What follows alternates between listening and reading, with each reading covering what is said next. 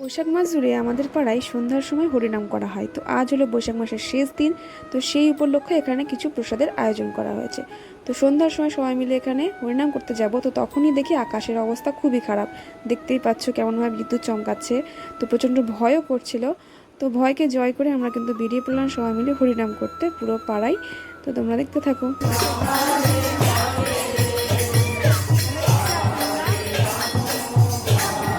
তো ভালো মতো হরিনাম করে কিন্তু সম্পূর্ণ পাড়া আমরা ঘুরেছি। তারপর এখানে প্রসাদটাও পেয়ে নিলাম সবাই মিলে।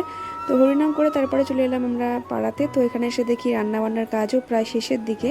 তো এখানে খুব অন্ধকার মনে হচ্ছে, তার কারণ হচ্ছে এখানে লাইন চলে গেছিলো, কারেন্ট নেই। আর আমাদের এখানে ব্যবস্থাটা ছোটোখাটোর মধ্যে করা হয়েছিল, সেই কারণে লাইনের ব্যবস্থা করা হয়নি সেরকম। তো সেই কারণে টর্চ লাইট জ্বেলে কিন্তু রান্নাবান্না করা হচ্ছিল। প্রচণ্ড অসুবিধা হচ্ছিল, কিছু করার নেই যেহেতু লাইন নেই। তো এদিকে রান্নাবান্না হচ্ছিল আর ওদিকে কিন্তু চলে এলো বৃষ্টি। তো বৃষ্টির সময় তো মানুষজন খাওয়া দাওয়া করবে, সেই কারণে ওখানে কিন্তু পলিথিন টাঙানোর ব্যবস্থাও করা হলো। তারপরে কিন্তু সবাই মিলে এখানে পরিবেশনা করতে শুরু করে দিয়েছিল। দেখতেই পাচ্ছ এখানে আমাদের মেনুতে ছিল খিচুড়ি, পাঁচ তরকারি আর ছিল চাটনি, যেটা সত্যিই খুবই ভালো হয়েছিল খেতে। আমার তো বেশ ভালো লাগে খেতে খিচুড়ি।